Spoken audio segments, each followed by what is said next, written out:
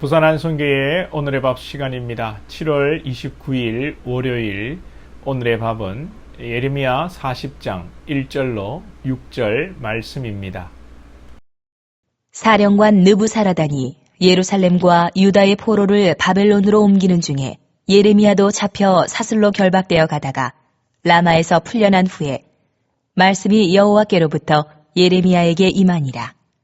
사령관이 예레미야를 불러다가 이르되 네, 하나님 여호와께서 이곳에 이 재난을 선포하시더니 여호와께서 그가 말씀하신 대로 행하셨으니 이는 너희가 여호와께 범죄하고 그의 목소리에 순종하지 아니하였으므로 이제 이루어졌도다. 이 일이 너희에게 임한 것이니라. 보라, 내가 오늘 내 손에 사슬을 풀어 너를 풀어주노니 만일 내가 나와 함께 바벨론으로 가는 것을 좋게 여기거든 가자. 내가 너를 선대하리라. 만일 나와 함께 바벨론으로 가는 것을 좋지 않게 여기거든 그만두라. 보라, 온 땅이 내 앞에 있나니 내가 좋게 여기는 대로 옳게 여기는 곳으로 갈지니라. 하니라. 예레미야가 아직 돌이키기 전에 그가 다시 이르되 너는 바벨론의 왕이 유다 성읍들을 맡도록 세운 사반의 손자 아히감의 아들 그다랴에게로 돌아가서 그와 함께 백성 가운데 살거나 내가 옳게 여기는 곳으로 가거나 할지니라. 하고 그 사령관이 그에게 양식과 선물을 주어 보내매 예레미야가 미스바로 가서 아히감의 아들 그다랴에게로 나아가서 그 땅에 남아있는 백성 가운데서 그와 함께 사니라. 샬롬. 저는 오늘부터 휴가입니다. 그래서 오늘부터 휴가인데 화요일부터 여러분들 혼자서 오늘의 밥 하시기 바랍니다. 네. 공식적으로는 다음 주 월요일에 오늘의 밥으로 만나도록 하겠습니다. 자, 유다가 망했습니다. 시드기야는 두 눈알이 뽑혀서 바벨론으로 끌려갔습니다. 그리고 오늘 본문에서 예레미야도 사슬로 결박되어 끌려가는데 어찌된 일인지 이 정복군, 바벨론의 정복군 사령관인 바벨론 사람 이 느부사라단이 예레미야에게 호의를 베풉니다. 쇠사슬을 풀어주고 내하고 바벨론에 가면 내가 선대할게. 쉽게 말해서 너 잘 살도록 내가 도와줄게. 근데 만약에 가기 싫으면 유다에 남아서 살아도 좋다. 그렇게 얘기를 합니다. 예레미야의 선택은 유다에 남는 것이었습니다. 그러니까 이 느부사라단이 예레미야에게 양식과 선물을 주고 유다에 남을 수 있도록 해줍니다. 여러분, 일의 결과를 한번 보십시오. 비록 시드기야는 애굽과 손잡고 유다의 독립과 전쟁에서의 승리를 생각했지만 하나님의 말씀을 듣지 않으므로 포로가 되어 이방 땅에서 죽게 되고 예레미야는 바벨론 사령관의 호의로 인하여서 유다에 남아서 삶을 이어가게 됩니다. 우리의 신앙의 목표가 잘 살고 그 삶의 결과가 평안한 삶을 추구하는 것은 아니지만 하나님께서 한 번씩 이런 일의 결과를 통해서 주의 백성들과 함께 하심을 하나님이 드러내시는 것입니다. 자, 다시 한번요. 우리 신앙은 사필 규정이나 인과응보로 해서는 안 됩니다. 예레미야가 말씀에 순종했으니까 복을 받았다. 우리도 순종함으로 복을 받자. 이런 신앙의 자세는 아니라는 것이죠.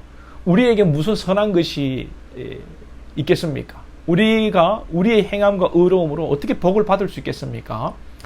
그러나 분명히 하나님의 백성에게 하나님은 은혜를 베푸시고 함께 하신다는 사실은 우리가 꼭 기억해야 합니다.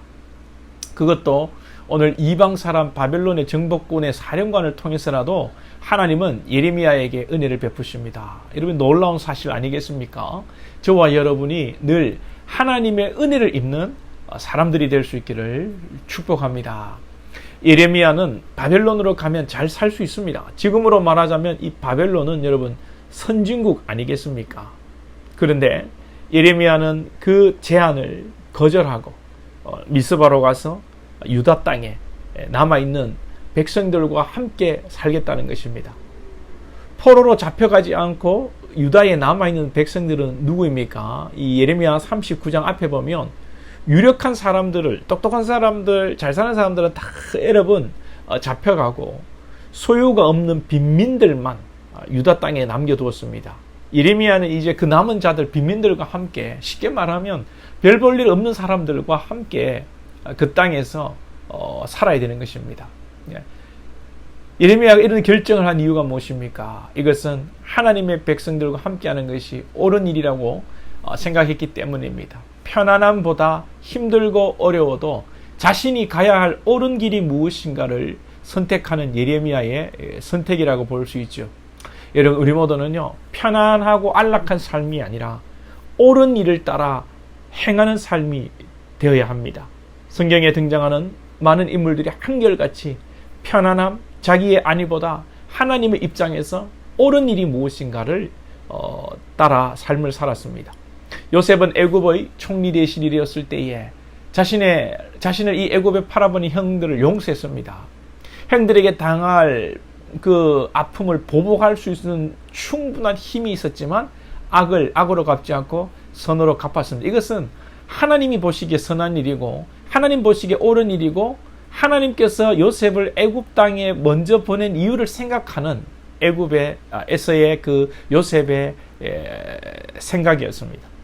모세는 애굽의 공주의 아들이라 칭함을 거절하고 하나님의 백성들과 함께 고난받기를 위하여서 왕궁에서의 그 부귀영화를 거절했죠. 이것은 하나님 보시기에 하나님의 백성들과 함께 고난받는 것이 애굽의 왕궁에서 영화를 누리는 것보다 옳은 일, 의로운 일이라고 생각했기 때문입니다. 다윗은 자신을 죽이려고 하는 사울을 죽일 기회가 있었음에도 살려주었죠. 사울을 죽이면 고난은 끝납니다. 평안한 삶을 살 수 있습니다. 그럼에도 사울을 살려주고 여전히 고난의 길을 간 것은 그것이 하나님 보시기에 의로운 길이기 때문에 그랬던 것입니다. 아브라함의 목자들과 롯의 목자들이 다툼을 벌일 때 아브라함은 롯을 불러서 기꺼이 양보했습니다. 네가 좌하면 내가 우할게. 네가 우하면 내가 좌하리라. 아브라함이 조카 롯을 여러분 거두었음에도 그렇게 양보한 이유가 무엇입니까? 그것이 하나님이 보시기에 옳은 일이기 때문에 그렇습니다. 사랑하는 여러분, 성경의 이야기를 달리하면 한도 끝도 없지요. 세상은 언제나 평안함, 자기의 안위, 유익을 따지고 손해보지 않으려고 합니다. 사랑하는 여러분, 저와 여러분들은 하나님의 뜻을 쫓고 하나님이 무엇을 기뻐하시는가를 생각하고 살아야 하는 주의 백성들입니다. 주님께 우리 인생을 맡기고 주님이 기뻐하시고 옳은 일이 무엇인가를 분별하고 우리가 순종할 때에 하나님께서는 정말 우리와 함께 하시고 세상이 줄 수 없는 그 편함, 안락함이 아니라 세상이 줄 수 없는 우리 영혼의 기쁨 하나님께서 주실 줄로 믿습니다. 그래서 여러분들 모든 일을 결정할 때에 한 번 더 기도하시고 한 번 더 생각하시고 비록 어렵고 힘든 고난의 길이라 할지라도 하나님께서 기뻐하시는 길을 가심으로 승리하는 저와 여러분 될 수 있기를 축복합니다. 기도드리겠습니다. 하나님 아버지, 사랑하는 권속들을 축복하여 주옵소서. 장마의 너무나 무더운 날씨 가운데 있는데 우리 사랑하는 권속들의 건강을 지켜주시고 주의 은혜 가운데 하루하루 살아가며 때로는 덥고 힘들고 어려운 길이라 할지라도 주님께서 기뻐하신 어려운 길을 선택하여 하나님의 돌보심과 하나님의 은혜를 맛보는 복된 권속들 될 수 있도록 주님 지켜 주시옵소서. 예수님의 이름으로 기도하옵나이다. 아멘.